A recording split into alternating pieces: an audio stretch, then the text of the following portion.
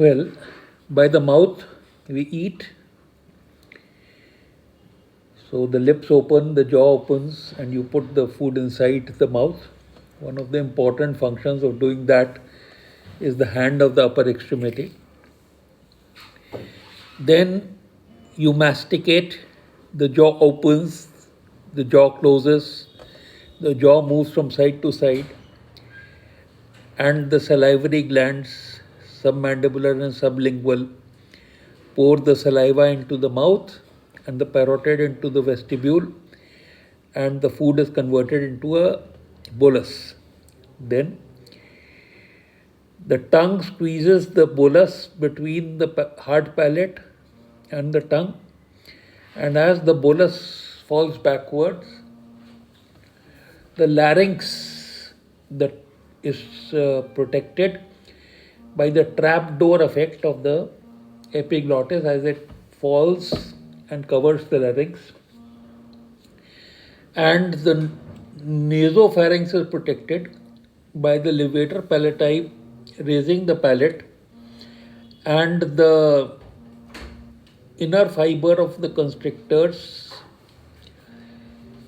making a passavant switch against which the palate closes, and the food cannot go into the nasopharynx. Therefore, the food goes into the laryngopharynx, and from the laryngopharynx into the esophagus. So, besides deglutition, mastication, which we have understood, let us start saying that the mouth also speaks. So, the first step in speech is phonation or sound production. So, if you see that the air is flowing parallel, then there will be no sound here. But if there is a constriction, depending on how much is the constriction, the side streams would cross the midstream and a frequency would be produced. Now, depending on how much is the constriction of the sound wave frequency and wavelength will vary. More constriction, steeper the curve. So this mechanism, let us see how it is produced, how this turbulence is produced as the air comes from the lung into the trachea, into the larynx, and then goes into the mouth and the nose. So you remember that greater the constriction, higher will be the frequency. Sa re ga ma pa da ni sa. That's the saptam of the frequency.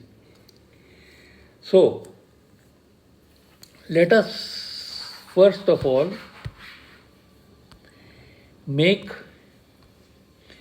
tell you that the thyroid is a cartilage. We've cut it in half in the sagittal section. And here is the cornua of the thyroid. And this is the left half of the thyroid, let us say, thyroid cartilage. If we see from above, we are seeing this much. We are seeing the cornua and we are seeing this cartilage. From the inferior cornua is the cricoid. So the cricoid posterior border, and this is the anterior border. Now on this cricoid is sitting two shoes, and these two shoes, we'll make them different, have a heel, have the foresole, and have got a boot. These boot-like shoes are called as arytenoid cartilages. They are sitting on the cricoid. Now, from the thyroid cartilage arises a leaf-like projection. We are again seeing the half of it, other half is on the other side, and this leaf-like projection is the epiglottis. This epiglottis is held anteriorly by membranes which are called as glossoepiglottic folds in the mucosa. Glosso, tongue, epiglottic folds in the mucosa. And there are right and left, and there's a one in the median part of it, and the space between these folds is called as the vallicula. Now, first, after understanding this much, you must understand that this space is covered by cricothyroid membrane, okay? And there's a muscle here which is the cricopharyngeus. Now, if this cricopharyngeus contracts, you will find that this cricoid will tilt and the shoes will tilt. These shoes will then tilt in this direction. And therefore, anything that is connecting the shoe, the tip of the shoe, to the thyroid cartilage, this one, let us make it this one, will become tight. So this is the action of the cricopharyngeus. Now, then there is a membrane that connects this fold to the epiglottis. So there are actually two folds, areoepiglottic. We'll make this colored, epiglottis colored. So there is an areoepiglottic fold and there is a areothyroid fold. This will form a fold inside. It will form a fold inside like this, and this will form a fold from below. So this will be the false vocal cords and this will be the true vocal cords. And of course, all this is happening inside the constrictors.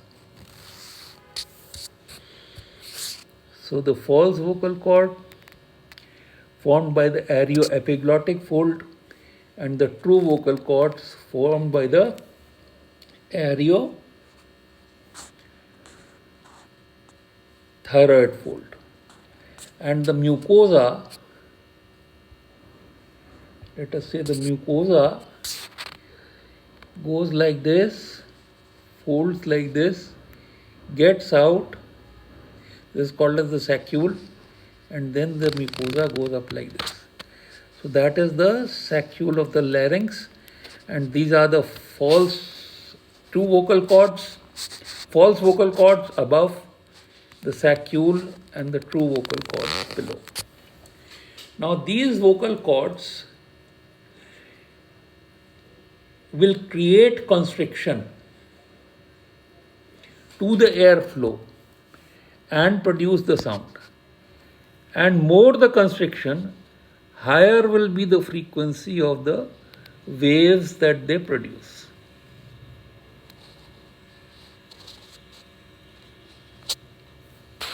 All right.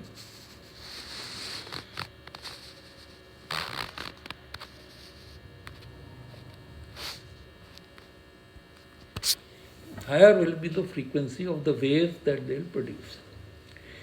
Now let us see how these vocal cords move. One way they move is when this cricopharyngeus will contract, this cricoid will tilt, this arytenoid shoe sitting on it will become tilted like this, and this will tighten the lower vocal cord. Then let us see how these arytenoids will start moving. So this is the sole part of it, this is the heel part of it, and this is the foot part of it. Okay, and this is the sole part of it, this is the heel part of it, and this is the foot part of it. So let us start connecting them with muscles. So first of all, we'll make that they are sitting on a edge,